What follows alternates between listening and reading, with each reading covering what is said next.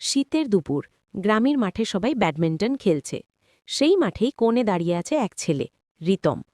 খেলতে তার দারুণ ইচ্ছে, কিন্তু তার একটু বড় সমস্যা, তার নিজের কোনো ব্যাট নেই। বাড়ির অবস্থা ভালো না, নতুন ব্যাট কেনার টাকা নেই। তাই প্রতিদিন দাঁড়িয়ে দাঁড়িয়ে অন্যদের খেলা দেখে আর মনে মনে ভাবে, ইস, যদি আমারও একটা ব্যাট থাকত। একদিন বাজারের দিকে যাওয়ার সময় সে দেখে একটি লোহার দোকানের সামনে ছড়িয়ে ছিটিয়ে আছে কিছু ভাঙা লোহার পাইপ আর পাত।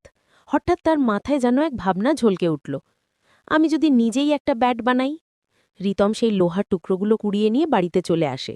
সে লোহার পাতটাকে হাতুড়ি দিয়ে ঠুকে একটা ব্যাটের আকারে তৈরি করে। তারপর একটি ভাঙা জাল দিয়ে সেই ব্যাটের সাথে জোড়া লাগায়, তার সঙ্গে লোহাটা জুড়ে দেয়। তারপরেই তৈরি হলো তার নিজের হাতের ব্যাট।